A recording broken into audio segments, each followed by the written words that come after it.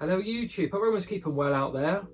Now this video is doing the rounds on YouTube at the moment, and it's, as the title says, 10 memorable games. It's not my 10 most memorable games, it's not my top 10 games. I did that, or I had a stab at doing that a couple of weeks ago.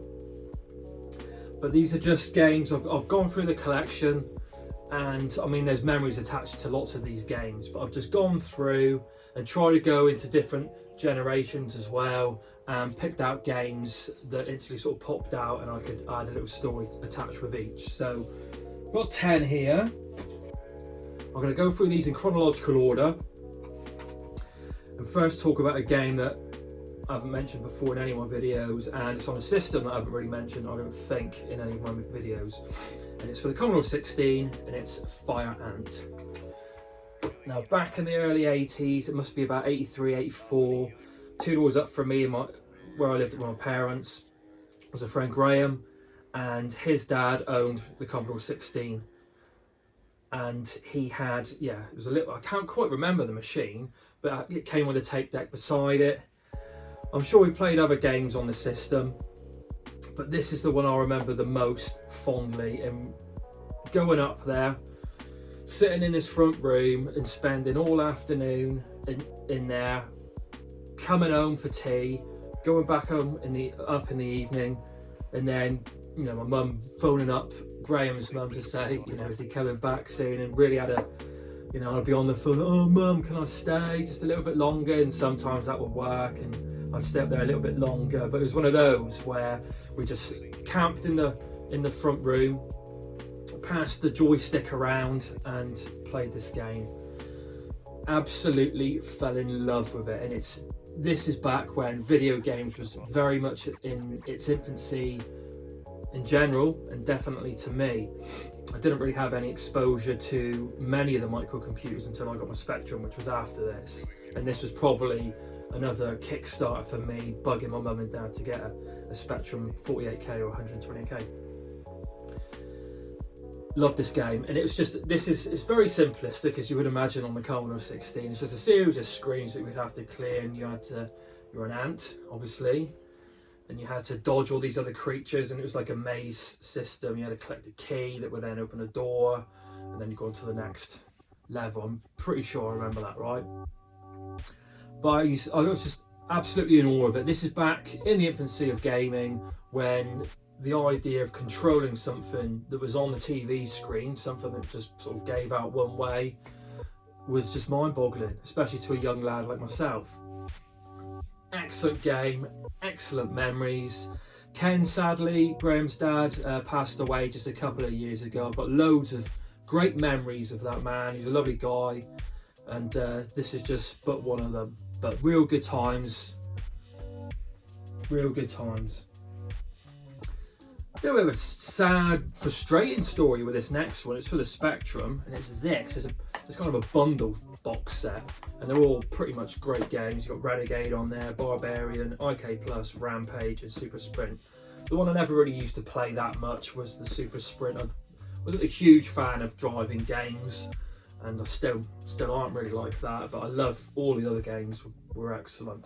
But with this one, I remember being in secondary school, early secondary school, and my classmate lending me a game that was actually his mate's from where he lived, and he was like, you look after sort of thing. He was yeah, and I can't remember what happened, and I can't remember what game it was for the life of me. I've tried, but I accidentally damaged and chipped the case or something very, very trivial. The game was absolutely fine, the cassette was absolutely fine, there's no issues with that. Anyway, I handed it back, and the guy had this borrowed that I owned. This my mate's mate, and once he was a couple of years older, a bit of a dick. He received the game and noticed his game when it was returned to him was a bit damaged. He decided to completely mess up this game, defaced it, took out all the tapes and sort of unreeled them, wrote Tipex, expletives all over the box and the tapes, and then handed that back to his friend, who then handed me back, and I was like, yeah, how's this? And I was so frustrated with this guy that he would do something like that for just something that was so trivial. But yeah, he's an old, what can I say? But it's a sad memory, but a happy ending. I've got it again now to play and to sit on the shelf. But yeah, when I scanned my shelf earlier to look at 10 or find 10 games with 10 memories, that one instantly leapt out, and yeah, made me quite cross thinking about it again. There you are. The next one's for the Master System, and it's Wonderboy and Monsterland. Now, back in 1991, me and my mate Pete, who I've mentioned on many of the videos, he had a Master System, I had a Master System, and we gamed quite a lot, and he went on to the Super Nintendo, as did I.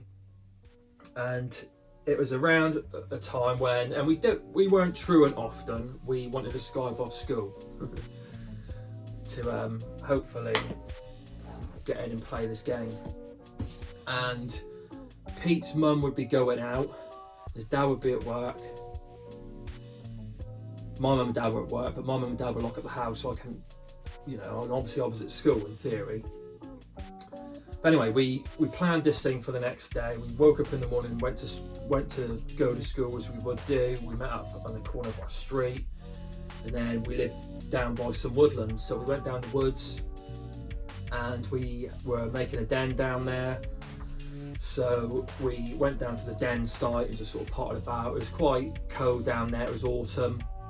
I remember it was quite, you know, chilly, and there wasn't many leaves on the trees and things. And we had our packed lunches, and we had bits of food down there and drinks, because we had planned to do this the prior day. So yeah, after a while we were down there, we're like, getting a bit bored, man. This what should we do? So we were like, we can't go back to school. Why don't we go back to yours, Pete? And we had to wait down there for quite a while in the woods before his mum would toddle off. And we went back to his house. I remember him sort of looking in the back door, and he could still see she was there, so we had to loiter about. And then she used to go shopping quite a bit, and he had found out she was going shopping, so she went out. And then they would leave the back door open, so we had to concoct this idea of like, right, how can we sort of tell his mum, because she was quite easygoing, Pete's mum. You know, my mum and dad, not a chance. And how can we concoct this idea of somehow getting into the house and just sort of chilling out? So we decided that I would be the person that was ill, so we had to come home from school. So Pete went in and went through the kitchen cupboards and concocted a sick mixture in his mum's cooking jug, and a bit of gravy mix in there, obviously liquids, some lentils I remember him getting, and he made this thing, and I thought pretty good, really. It looked very, you know, looked very convincing, like vomit. Anyway, he made this, and he splattered it down outside the pavement there, and we went to hide again. And then his mum come back from the shops, and then we went into our acting mode then. So, you know, Oscars were calling, and I was like, oh, you know, feigning like this illness and my stomach and all this business. And so anyway, me and Pete go and knock on the back door of his mum's, go in. Obviously she turns around and says, what on earth are you doing, and why aren't you at school? And then Pete says, Clate's been sick outside, I've had to bring him home from school because he's not been well, he's been sick outside, come and have a look. So she goes out and has a look. She looks quite sceptical at the vomit and a bit quizzical, but anyway, she says, well, you know, come on in. And then Pete says, well, his mum and dad aren't home, so he can't go in there, can he stay here? And she says, well, yeah, that'd be fine. And she says, well, what about you? You better go back to school. And he said, well, I can help out and look after Clay whilst, you know, you're pottering around. So a little bit of give and take, and eventually she agrees. And then yeah, so that was our little day then of staying at home, skiving from school. I don't condone that, by the way, children, if you're watching. And playing Wonderboy and Monsterland. His mum bringing us in loads of cups of tea, making us little bits of food and munchies, and it was just like we were victorious. It was a fantastic moment. Next, for the Super Nintendo, Super Mario Kart. remember going up with a friend Neil's. He used to own the Super Nintendo before I did, and in previous videos I've mentioned, Neil, that he lent me his Master System, because I can't remember if I did actually purchase that one or something else. But anyway, he got the Super Nintendo before I did, so I would go up his house, play some of these SNES games, and just be blown away with what I was seeing and experiencing. And I remember with this game, he always used to be Koopa Trooper, and I used to be Toad. And he used to do this thing, I think he just used to lick a couple fingers. He used to go like that and get a good smooth action off some of the buttons, so it could help control his cart a little bit better. I don't know. But anyway, we're in there one day in his room playing, me and him side by side on his little 14-inch TV, as was typically the way, up in his bedroom. And his door was there, but we heard his dad say, "Neil, are you there?" He'd come home from work or something, because he was a cab driver or a lorry driver. And he sounded very, very peed off, very annoyed. So he comes storming up the stairs, bursts into the room. He was like, "I've heard about you." And apparently, unbeknownst to me, Neil had an air gun, air rifle, and he was aiming it and shooting it. And I don't condone this by any means, out of his window at people just walking by. A kind of sniper, if you will.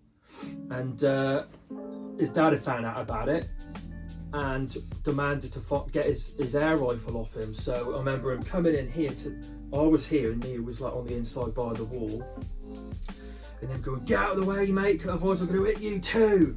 I guess he was really, really mad, as you would expect. So I sort of darted out the way, and he grabbed Neil and was having a go at him and asking him, quizzing him over whatever it took place. And that's when I sort of slowly crept towards the door and just said, "I better go home," sort of thing, and trotted down the stairs and left quick sharpish from the front door. Right, next, I don't own the game. Well, I do, a version of it, but this is an arcade game. It's Final Fight. I've done another video and talked about some of my arcade experiences through the years, and being the age I am, I wasn't really part of the golden era of, like the Space Invaders, Galaxians and things like that in the arcades. I was aware of them, saw the arcade cabs. Space Invaders used to terrify me.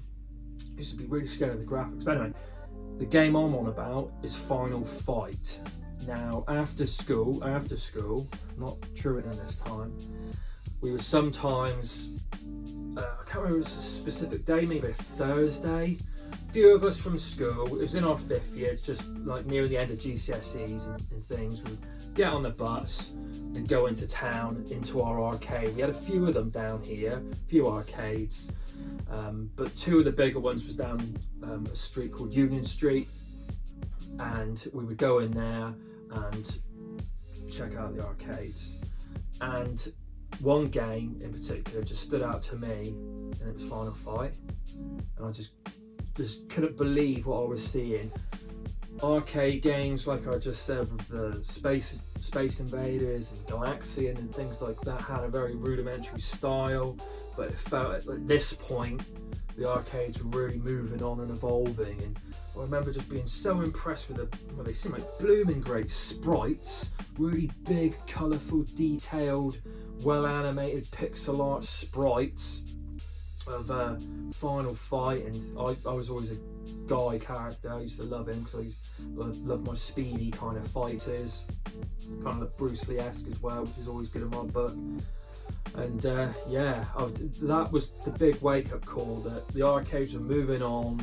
It seemed like these were the kind of games that were kind of my arcading generation, because I was too young to be in the arcades in the early 80s, really. My mum and dad wouldn't let me out there with all those hoodlums, getting up to God knows what in there. But every now and again I would play an arcade machine of some of these older ones, either at events, fairs, or in a club, social club, or in a pub. But yeah, Final Fight, brilliant. Street Fighter 2 come just after that. And obviously that was a phenomenon, wasn't it? Street Fighter 2. But for me, Final Fight is the one I remember seeing and thinking, wow, this is incredible. I wish I could play this at home. And obviously later we did on the SNES, but it was a gimped port, to say the least. Right, I'm going to jump on to the PlayStation 1.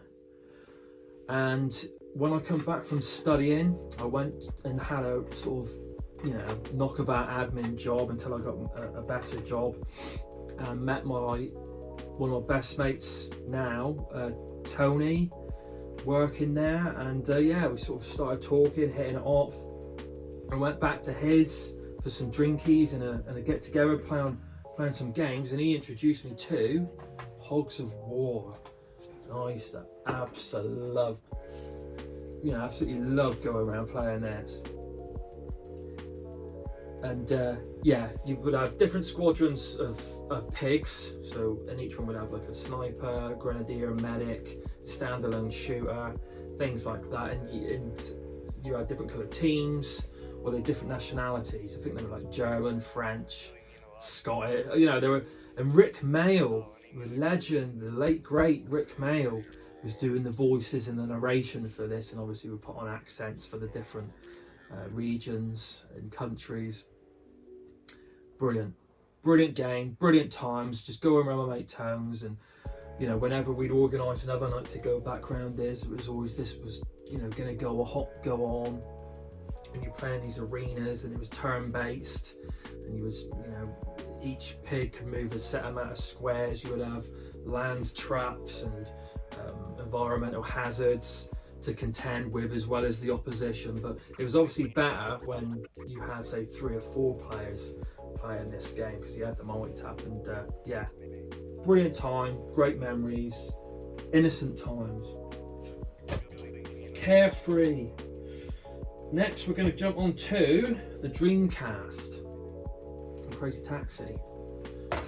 Now, it's been an argument probably around this time, definitely before, that the arcades were coming home with some of the graphics, and a lot of people were saying that with like the Super Nintendo and the Mega Drive. But for me, they truly sort of collided around the Dreamcast time. And I chose Crazy Taxi, but I could also bring in House of the Dead 2 and Soul Calibur. Arcade, perfect ports of the games, and Soul Calibur actually on the Dreamcast run much better on the Dreamcast than it did the arcade. I think is it the Naomi chip, the Sega Naomi chip, an engine that governed a lot of these games. But this is truly when the arcade come home. I was working then on a Saturday job. I was still living with my parents with the Dreamcast, and it was probably around the time I left, because I still had the Dreamcast when I moved into the bachelor pad with all the lads. And I was in the garage at the time, the garage conversion at my mum and dad's, and I had people coming around, lots of drinkies, 18, 19, 20 years old when I had this. So that should tell you the kind of years, the partying days that we were having. And we would go down to a place called Super Bowl, and they had Crazy Taxi on the, with a wheel down there, along with the pool tables and the skittle alleys. And that was awesome. But the fact that I could play this at home was just phenomenal. And I had the steering wheel at the time. It was brilliant. It was literally like having my arcade in my bedroom. Phenomenal. Playing it on the CRT TV. Blimmin' great heavy lump it was, like a black cab taxi just parked in my bedroom. Great. Next we will go for a bit of a sad story, but I looked through my GameCube games, and there's numerous stories attached to them. And when I was playing Metroid Prime Echoes, it was when my dad was diagnosed with cancer, bowel cancer. God blimey, it was 2005, 2006. He beat it. He beat the cancer. But yeah, I remember around that time playing this game, and I know games are seen as a sense of escapism, and they are to a certain extent. I mean, it never truly.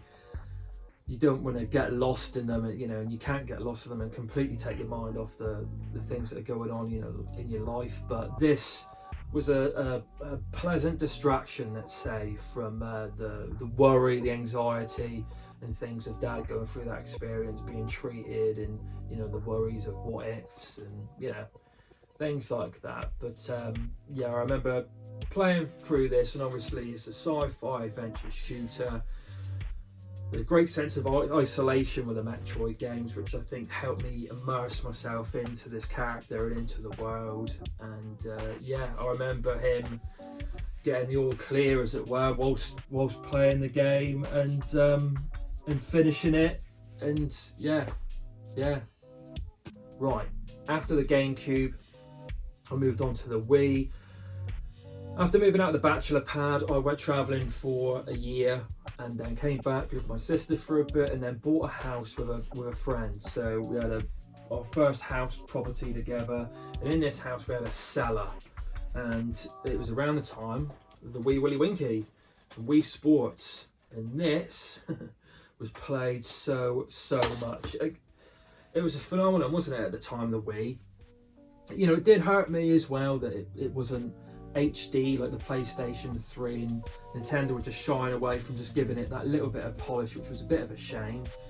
But they were going down a completely different route, and this is where I think they truly went on a completely different tangent, Nintendo, producing this. But we would, at our cellar, I worked at an art college at the time, in the marketing department, and I could borrow all the tech from the the media store that was upstairs. And on Fridays I would go up there and borrow a projector that we would put down into the centre of the room. I had a big sheet on the wall there. We had DJ decks behind us, all cool lighting and posters, and there's our little sort of clubby drinking area down there, and we'd have girlfriends over and friends over, and little mini parties down there, lots of great events, and just playing the Wii into this massive projected screen. It was phenomenal. Really good times down there.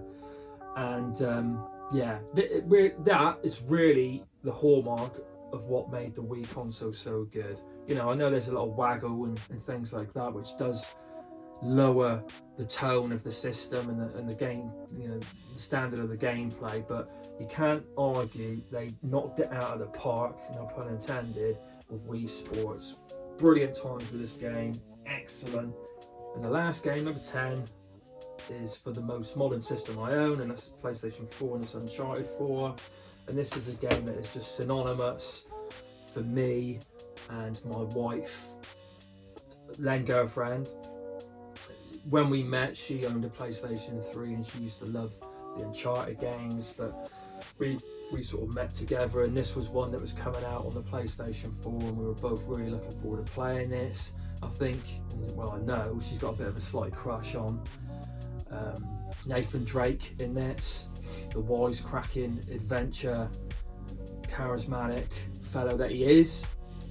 But we went away to Edinburgh for a long weekend, or a week break, back a few years obviously when this came out, and we had a well of a time, and we were going to order this and it was going to be available for when we got back.